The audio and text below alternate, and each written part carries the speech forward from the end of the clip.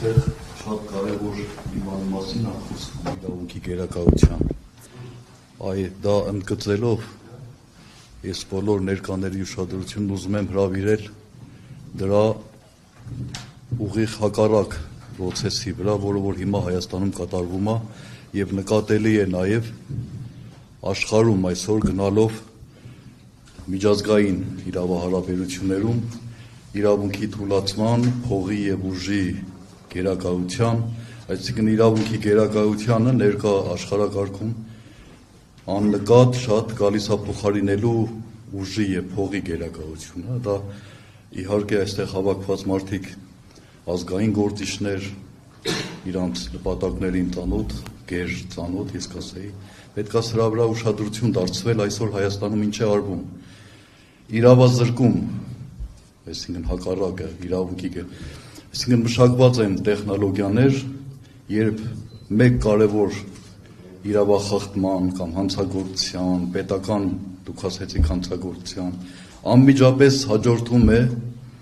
մշակված պլանավորված այնպիսի համակարգ, որ հաջորդն է եւ գիտես մարդկանց գիտակցության մեջ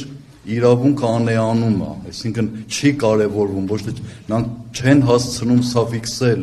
դրա հետևից գնալ ինչ որ մի բան անել, անմիջապես դրան հետևում ավելի վատը։ Եվ եթե դրա մյուս կողմը, հակառակ կողմը նայենք դատաիրավական համակարգին, թե դատաիրավական համակարգն այսօր արդյոք ի վիճակի է իրավական համակարգ, ամբողջ համակարգ այսօր ոչ ի վիճակի չի, ես որպես իրավապաշտպան երկար տարիների այս կոնտրաստը բերեմ, որ կարևոր է ուժակատարում։ Իրավազրկում եւ մարդկանց գիտակցության մեջ,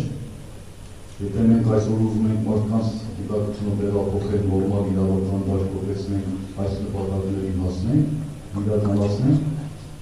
նախ պետք է կարողանանք բացատրել ինչ է կատարվում, նախ պետք է մի փոքր թեկուզ օղակ ստեղծել հավասարության գիտակցված այսպիսի քաղաքացիների խմբեր, դրա համար շատ են կարևորում հարգելիներս,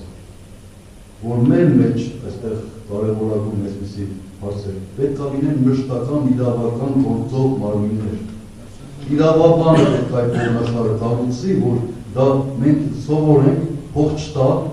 հետո կամ ծանոթի մի 100 հոգի փաստաբանը դա իրենը չի, գաղափարապես նա մեր հետ չի, նա փողի գաղափարի տերն է փաստաբան, մեծ մասը չեմ ասում բոլորը, փողը դու փաստաբան իմիտացիա կանում, որ աշխատում է, դուք ասի մի 6 ամիս հետո ավելի վատ վիճակի մեջ կնոթի։ Համար պետք են գործում գաղափարապես հասունացած իրավաբաններ, փաստաբաններ, դա մշտապես մեր ականջին ով անում։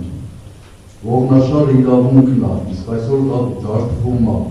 այսօր դա անեանում է, մեր հասարակությունը վատ հասարակությունը չի եղել, գիտակցել է, բայց ասել թե ոչ մի բանի չի հավատում, դրանում մեղավորությունը վերին, շնորհակալ եմ։